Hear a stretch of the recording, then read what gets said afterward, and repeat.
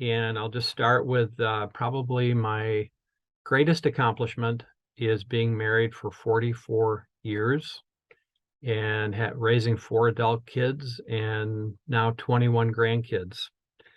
And I'll explain in a bit why that's significant, I think, as it pertains to this topic. Mary Ann and I helped start 2 shelters for battered women in Minnesota. And from there, we helped launch a company called Nystrom Associates with over 1,000 clinicians, 50 sites in 4 different states. And we did that together.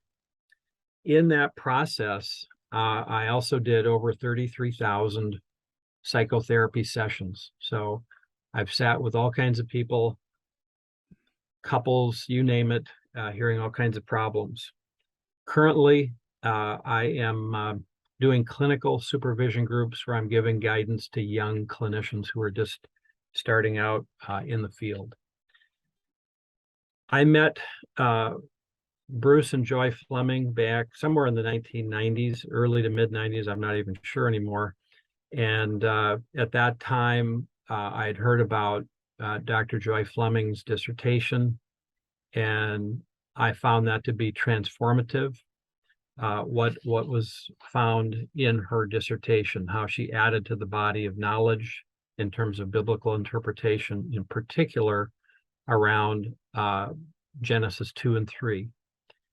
And as a matter of fact, that helped me write my book, Ordinary People, Extraordinary Marriages.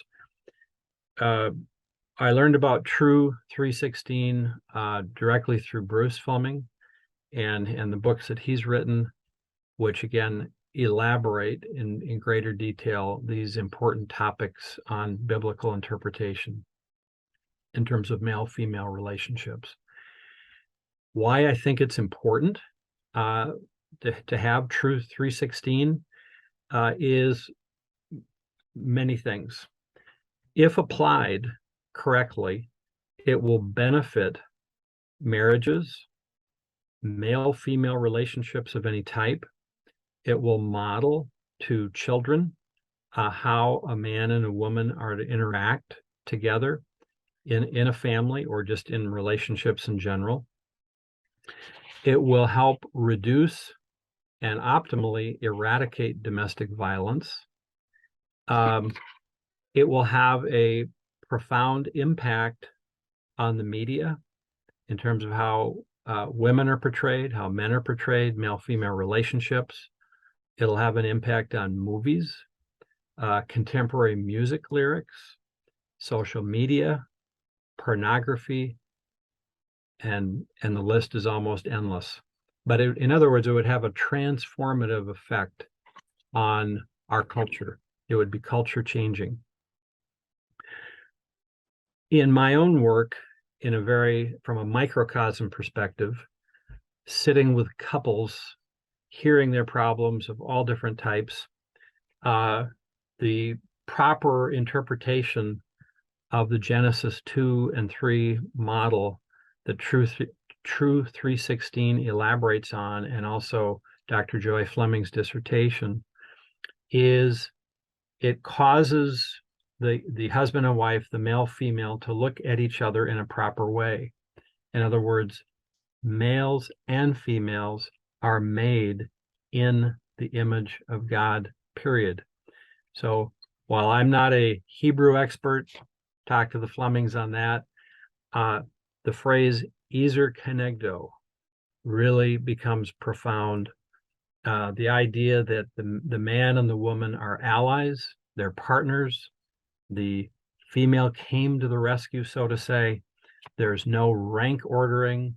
There's not a hierarchy. It's rather an egalitarian perspective. They are metaphorically face to face. They are true partners. They have closeness. They have intimacy. They're like a mirror image. It's a mystery, and yet intuitively, if you think about it and let it in, it all makes sense. So it is a partnership model, to say the least. And so I've used that perspective with couples. Mm. They're all in agreement. They said, this makes total sense. Because I think in our hearts, we know intuitively this is the right thing. And of course, we know this is a correct interpretation of Scripture. Scripture has been misinterpreted on this, which has messed up so many things, so many relationships. And the perversion of the original sin and the effects of the sin. So this proper interpretation will help set people free. It gives them a paradigm, a model to think about the male-female relationship, and it helps us compare and contrast what is going on in the world, that we can counter that with the truth. And so I am deeply indebted to the Flemings for Tru316, and also Joy Alasky Fleming's fantastic dissertation. So that's it. Thank you so much, and please support Tru316.